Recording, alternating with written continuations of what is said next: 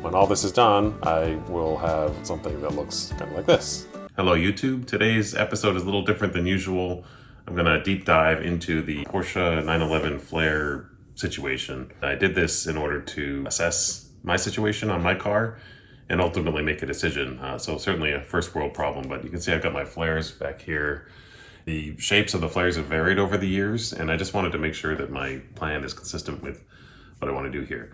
Tiafo Garage. With the factory cars, we'll start with the very first 911. It's a 1965 to 1968 short wheelbase. You can tell because the access port for the torsion springs is right next to the opening. That's how you can quickly tell a short wheelbase car. And you can see it's a very slab-sided design, essentially no flares whatsoever from the factory. The thing we'll be looking closely at here is the shape of these openings. So you can see on these early cars, the rear was slightly flat on top, and the front is pretty much round. So then we go on to the long wheelbase cars, so 69 to 73, which mine is. And they have, as you can see, slight flares, so it grew slightly from the previous almost no flare to very slight factory flares. These are obviously turbo didn't exist yet. And so you can see this sort of subtle flares. Again, kind of flat on the rear, more round on the front, but still sort of a flat top. And then we get into the larger flares. So in 70 and 71, there were the rules changed in the FIA racing that allowed a 2-inch wider track front and rear, so Porsche wanted to take advantage of that and built about 20 to 25 cars called the ST cars. And this was kind of the Wild West with respect to the flares. The flares were applied to the front and the rear, and they had various shapes. This one happens to have a sort of a flattish top on the front and more rounded on the rear. There was a lot of variation. These cars also had no wing in the back, which is a look that I'm attracted to. And they typically also had these straps on the hoods, front and rear. Here's another ST. You can see, again, slight variations in the shape. Here's another ST. And yet another one. And you can see each one kind of looks a little different. And one more. This one doesn't have very pronounced flares in the front, more pronounced in the back. Then we get into the factory 911 RS 2.7. This is a car that is popular to, well, it's a collector car, and it is popular to make tribute cars that look like these RS 2.7s. They had the modest flare in the back and no flare in the front. They were built for homologation. Here's the back view. You can see the flares don't come out quite as far as some of the later cars or the RSRs that you'll see in turbo. And they all had this ducktail and this Carrera RS badging. Then we get into the RSR, the first version being the 2.8. So this is a long hood with bigger flares. This is really the car that my car was made to model. You can see the rear flares are slightly flat in the back. There was some variation unit to unit. They all had ducktails also. Here's another view. Again, pretty wide flares, kind of somewhat flat in the front and a little bit of flat in the back. Here's another example of the RSR 2.8.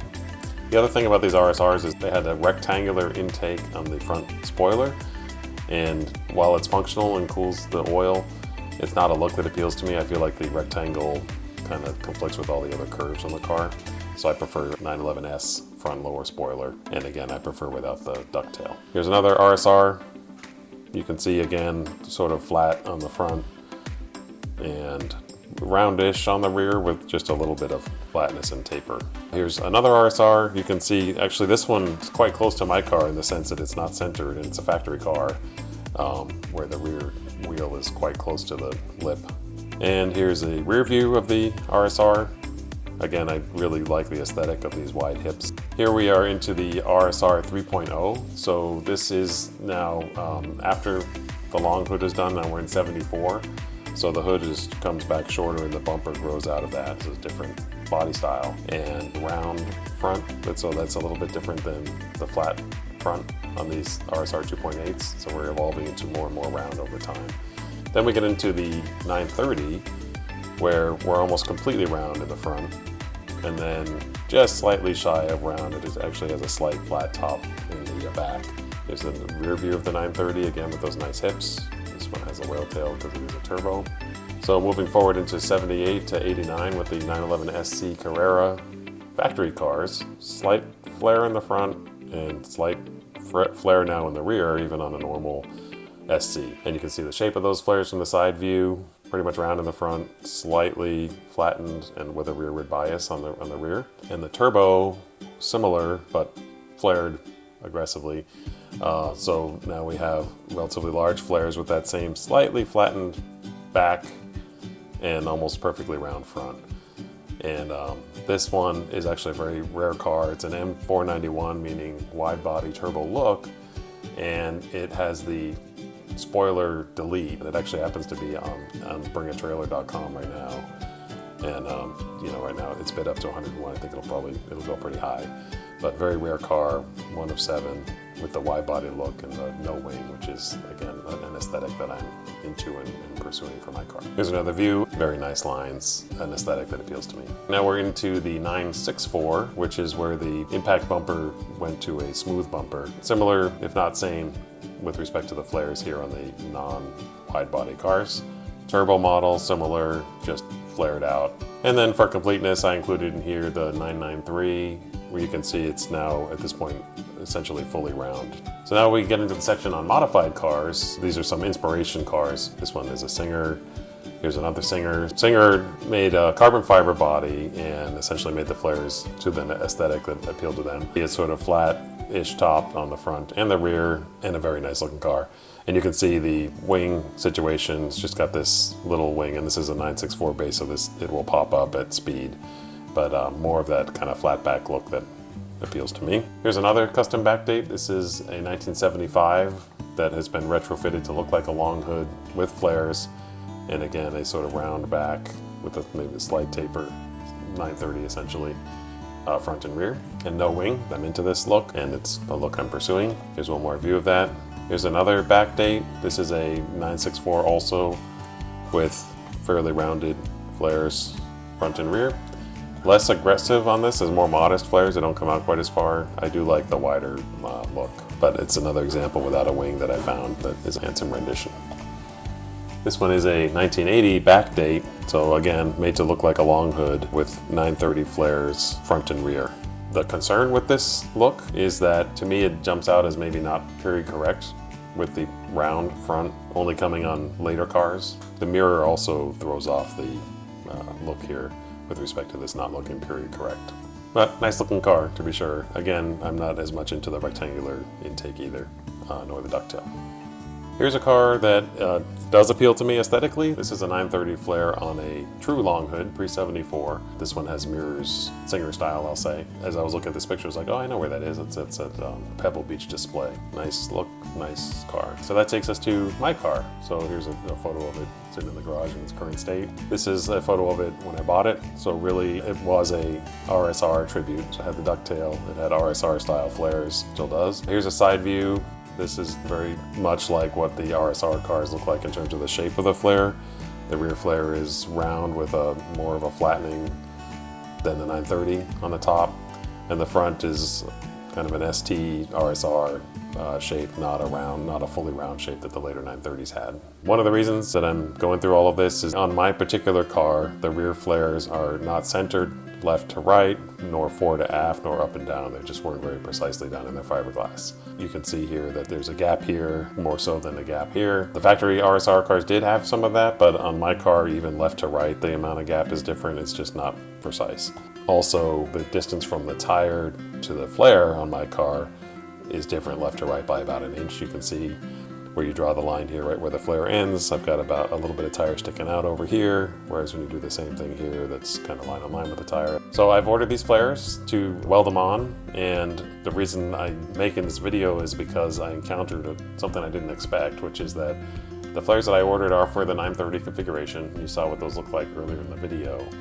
But the 930 cars have the impact bumper, which means that the flares are short for a long hood car. Here's showing that kind of visually on the on something I found online, that this would be the 930 flare, and then if I were to use the fronts, I would have to somehow come up with this little patch to bring the flare down to the long hood bumper, which is not something that I have the skills to do. I wouldn't try it and find out on that one. If you don't use this patch and you just kind of put the flare on, as I understand it, it can be done, but what you end up with is a look like this, where the flare is sort of tilted down and eclipsing the front tire. So one option when I discovered this is I looked for and found a whole 930 front style fender for long hood. So this would actually have the 930 look with the round flare opening and would bolt on to my car. These fenders come off, the front fenders are bolt on. That would get the look of the 930 flares fully on my car.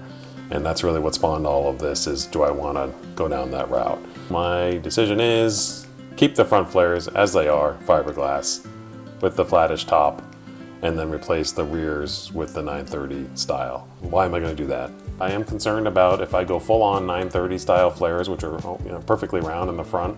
It's not a period correct look. They got round over time, but back in 72 the front wasn't round. That happened 74, 75. And there is enough variation in the shapes of the flares, especially on the ST cars, that to me the mix and match of having the 930 style rear, which has a slightly flat element to it, and the flatter front flare is consistent with the factory offerings back in the ST era when it was kind of Wild West for the flares.